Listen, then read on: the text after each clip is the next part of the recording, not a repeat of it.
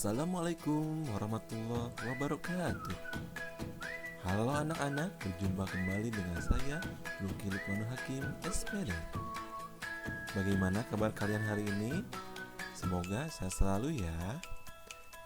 Nah, hari ini kita akan belajar tema 1, pertumbuhan dan perkembangan makhluk hidup. Subtema 4, pertumbuhan dan perkembangan tumbuhan. Pembelajaran 2. Langsung saja ya kita masuk ke materi. Apa kalian pernah makan buah mangga? Nah, jika kalian memperhatikan, ternyata buah mangga mempunyai sebuah biji. Ternyata sebagian besar tumbuhan yang hidup itu berasal dari biji.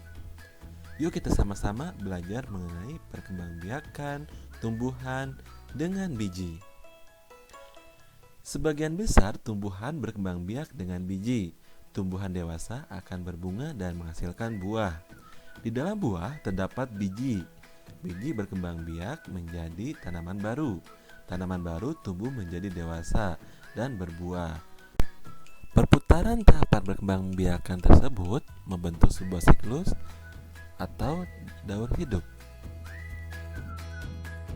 Coba kalian perhatikan contoh berikut. Nah, di sini kita akan membahas daur hidup kacang hijau. Kacang hijau sering kali kita jadikan sebagai bahan seperti bubur kacang hijau dan juga tauge. Nah, kacang hijau itu berawalnya dari biji. Kemudian, pada biji kacang hijau yang ditanam di dalam tanah, yakni bijinya yang kemudian akan tumbuh menjadi kecambah. Ya. Kemudian dari kecambah itu tumbuh daun, kemudian menjadi tanaman kacang hijau muda dan kemudian menjadi kacang hijau dewasa. Kemudian kacang hijau dewasa akan berbunga dan akan memiliki buah. Ya. Kemudian setelah buah itu oleh petani dipanen, kemudian menjadi kacang hijau lagi. Nah, apakah kalian sudah mengerti? Sekarang kita akan membahas bagian-bagian biji. Bagian-bagian biji ini terdiri dari selimut biji yang berfungsi untuk melindungi biji. Kemudian embrio, yaitu calon tumbuhan baru.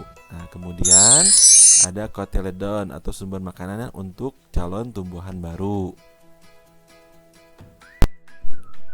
Nah, salah satu contoh tumbuhan berbiji yaitu semangka. Yuk sekarang tugasmu menyusun daur hidup semangka.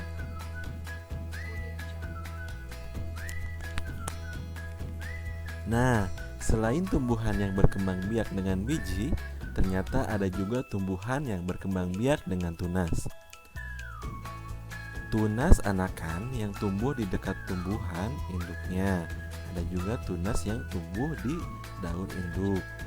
Contohnya tanaman cocor bebek, pisang, dan bambu. Salah satunya contoh permainan dari bambu yaitu rangku alu atau lompat bambu. Apa kalian tahu rangku alu ini berasal dari mana? Nah, rangku alu adalah sebuah permainan yang berasal dari Manggarai, Flores, Nusa Tenggara Timur.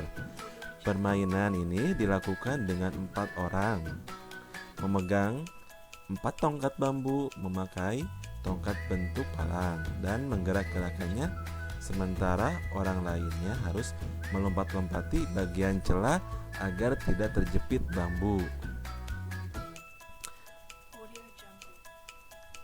Agar kalian lebih paham, mari kita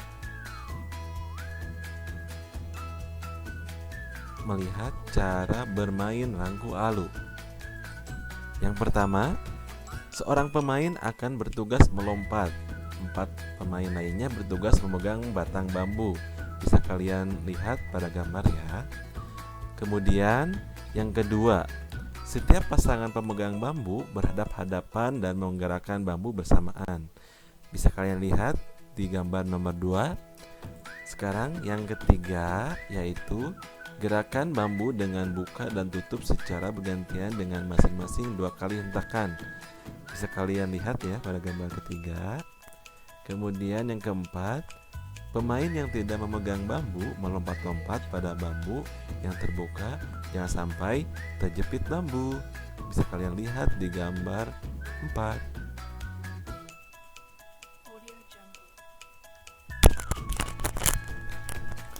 Pentingnya bekerja sama.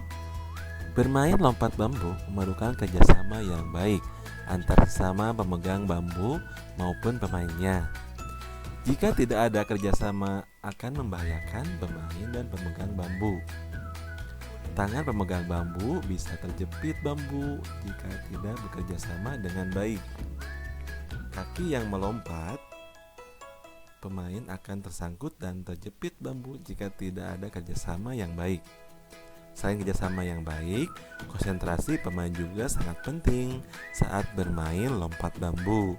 Jika tidak berkonsentrasi, maka akan membahayakan seluruh pemain. Nah, sekarang tugasmu menyiapkan buku tulismu dan mencatat soal berikut. 1. Apakah kamu bekerja sama dengan teman saat bermain lompat bambu? 2. Bagaimana cara kamu bekerja sama? 3. Apakah cara yang membuat kamu berhasil bermain lompat bambu? 4. Apa yang membuatmu tidak berhasil dalam bermain lompat bambu? Terima kasih telah menonton video pembelajaran kali ini. Mudah-mudahan bermanfaat ya untuk kalian semuanya. Sampai jumpa di video selanjutnya. Wassalamualaikum warahmatullahi wabarakatuh.